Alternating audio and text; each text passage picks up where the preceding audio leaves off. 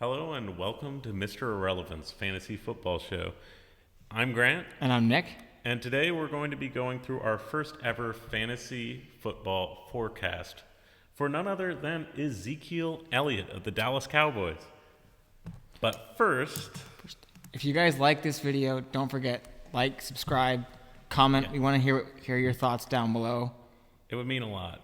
It really would. We're going to be introducing a subscriber goal, so we're going to try and get to 100 by December. So We're very small, starting out two buddies. I've known Nick for forever, and we're just rambling about football here. So again, I hope you like it. don't forget to like and subscribe if you like. Okay, so now that we got the shameless begging out of the way, Yeah. let's get right into a brief summary of what Ezekiel Elliott is currently going through, bless his soul. So Zeke is unfortunately going through a lot, and that's why we're talking about this video today. First of all, as we all know, Dak Prescott is gone for the year. Yeah, brutal injury. That's going to, right off the bat, affect Zeke's production, his carries, his passing production, etc. He's currently injured. Zeke's also dealing with an injury, so Hamstring. probably won't see him this week. He's dealing with a hamstring, and he's a game-time decision. And that might be a good thing, and we'll get to that later. We'll see. Furthermore, his O-line is decimated. He has, I believe Zach Martin's coming back, but outside of Zach Martin, that offensive line is absolutely atrocious right now, which is one of the reasons that Zeke has been so good in his first few years in the league. He has a tremendous O-line, not to take away from Zeke's talent or anything like that, but he's just got an incredible O-line to work with. So that kind of leads into efficiency issues that Zeke's been having. Yeah. And then bad defense, which Defense. lends itself to a bad game script and is compounded by Yeah. bad schedules. So Yeah. I guess I'll take us into more of the nitty gritty on All right, these go ahead. stats and some terrifying developments we found. So it's getting a little scary in there. Like if you're a Zeke owner, there's a slight breeze. There's noises outside. You don't know what's happening. Your house might be haunted, and there's a lot of problems. I personally am a Zeke owner. I'm experiencing this. I Yeah. wanted safety. He was going to provide and nurture my fantasy team, and unfortunately, it's just not the case. There's been trouble at work. We're arguing. There's things happening. I'm not comfortable anymore. I'm scared. So let's go through. So weeks 1 through 5. This is week 5. That's when Dak was playing the Giants. Had the horrific ankle injury. Hope he gets better soon. That's the main thing. Of course. Hope he gets better. He was the anchor of this team, clearly, because things are terrible without him. So weeks 1 to 5, you have Zeke, 89 carries, 364 yards, 4 yards per carry. He had 32 targets, 24 catches for a 75% catch percentage, 173 yards, 72 yards per catch. 7.2. Oh, 77.2. Oh, sorry. Well, thanks for that catch. No worries, Yeah. no worries. There's a very small decimal on our sheet. Just a small. Yeah, we had to put a lot of stats on here. But 7.2, okay? 7.2 yards per catch on 173 receiving yards. He has all of his touchdowns in those first 5 weeks. Yeah. A lot of fumbles in those first 5 weeks, but there was upside. He was getting touchdowns. So Dak Prescott gets injured. All these things happen. You have Gucci, DiNucci, and Dalton coming in to right the ship, right? So you go into week 6 to 8, 43 carries, 157 yards, 3.6 yards per carry. That's a 10% drop. You have 14 targets, 10 catches. His catch percentage goes down to 71%, 47 receiving yards for a 4.7 yards per catch, which is a 34.8% drop. Those are concerning. So you're seeing drops across the board. But if we go even deeper and look at his per game stats, that's where this gets really bad. So this is what you're looking at in general. We're starting to see a trend develop. So he's been rapidly getting more and more, less and less efficient. And that's as teams are realizing maybe Dallas can't pass anymore. They were number 1 passing offense before this happened. So you look at their per game from weeks 1 to 5, their carries, 17.8 for Zeke. 72. So that's per game. 72.8 rushing yards, 6.4 targets, 4.8 receptions, and 34.6 receiving yards per game. So So then you go to week 6 to 8. Week 6 to 8 is where we start to see this disturbing trend get compounded. So he goes from 17.8 to 14.3, 19% drop. He goes from 72 yards on the ground to 52 yards on the ground, 28% drop. 6.4 targets to 4.6, 27% drop. 4.8 receptions per game to 3.3, 30% drop. And the biggest change, I think, this is where a lot of quarterback inefficiency starts coming in, because Dak was really helping him with those dump-off passes. You go for the receiving yards, and you drop from 34.6 a game to 15.6, which is a 54% drop. That's a lot of yards. In efficiency. Or I should say large percentage. Yeah, that's a large percentage drop. That's a scary number. You don't want to see a 54% drop in efficiency anywhere on your fantasy team, and especially when you're heading into the final stretch. No. So his passing upside, his receiving upside is going away. And we're talking about full point PPR. That's what we always talk about on this channel.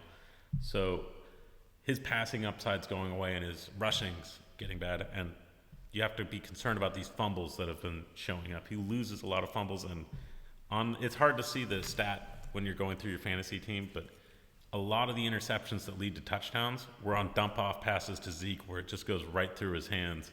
Yeah, so that's concerning. That's a really concerning. And maybe that's why his passing's going down. Maybe the coach is like, hey, turns out a pass to Zeke is a pass to the other team, so maybe I don't want to do it. So that's a serious concern. I think that's part of it, but I also think that, when your defense is as bad as it is for Dallas, that little dump-off passes they're not going to do you any good. On a stacked box, likely. When you've got to catch up like that, when you're down by at least 2 scores, which Dallas usually is, little dump-offs aren't, you got to go deep, you got to push the ball downfield.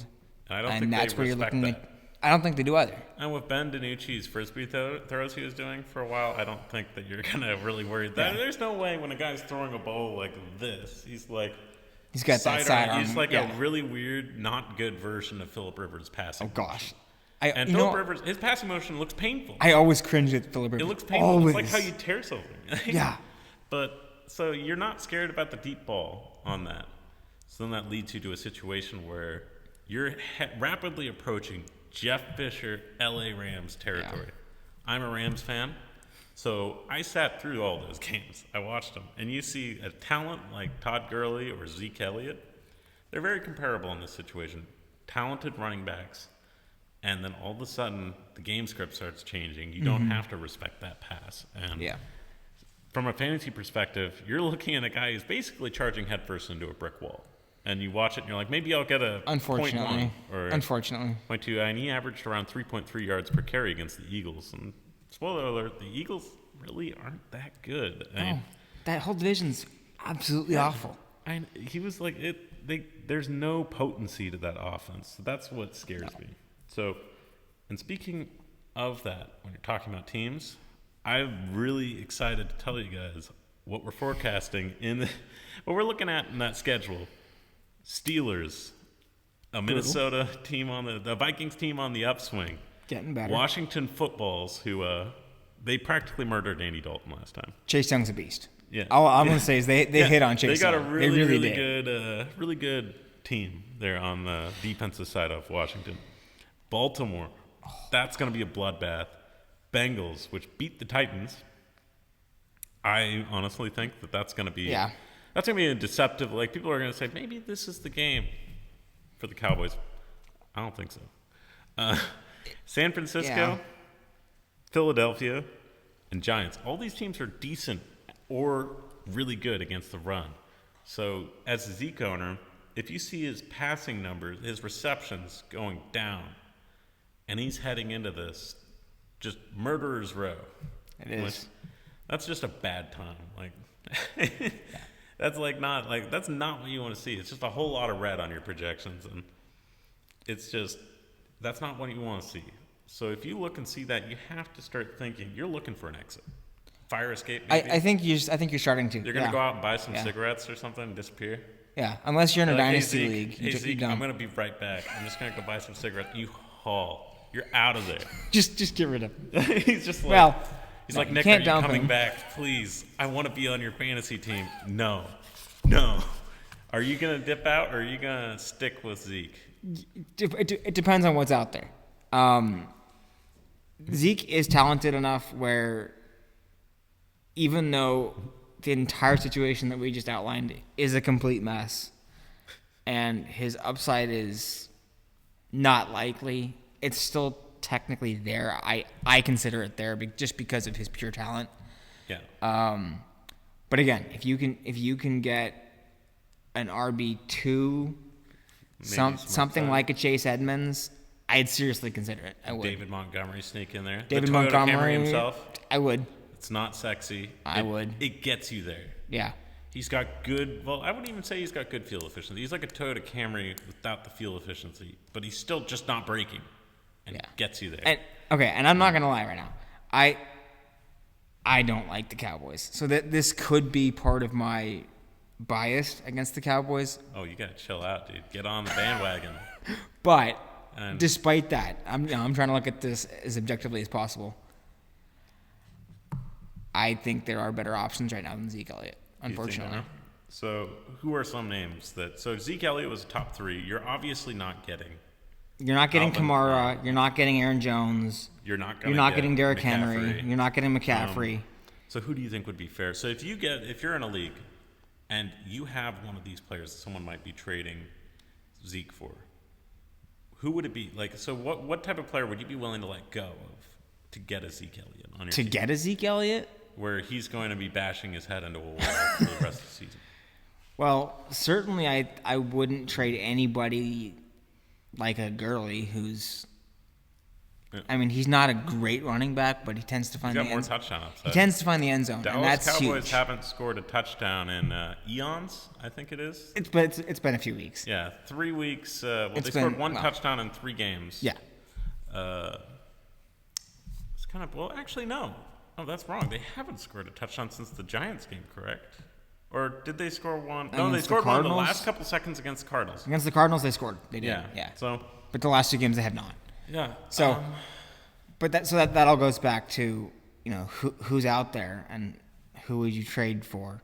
Certainly anybody that finds the end zone, I wouldn't trade.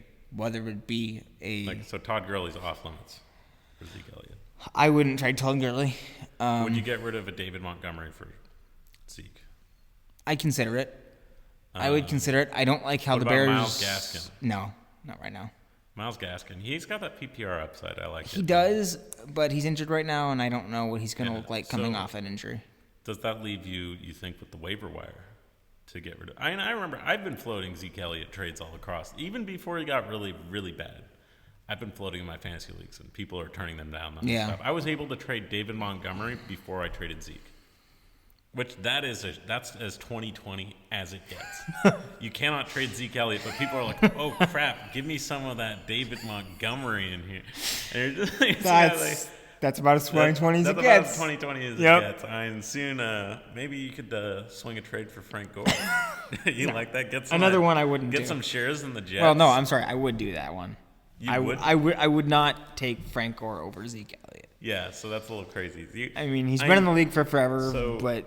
No. I do want to bring up that the trade value of Zeke would have been hurt, I think, if he played this week against the Steelers. That is going to be the worst game of the year, in my opinion, for the Cowboys. Undefeated Steelers coming to the Cowboys to dish out some punishment. It's going to be like one of those moments where the Steelers are going to stop at halftime, walk over to Mike McCarthy and ask him, "You like pain, dude? You like pain?" And they're going to keep dishing it out. It's possible. It's one of those. It's a stat padding game. The other way I see it going, though, is not necessarily a trap game, but I don't know.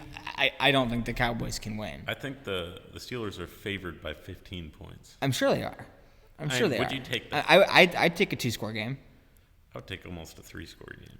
Maybe. I know how crazy that sounds. It sounds crazy. But just remember, just look who's starting.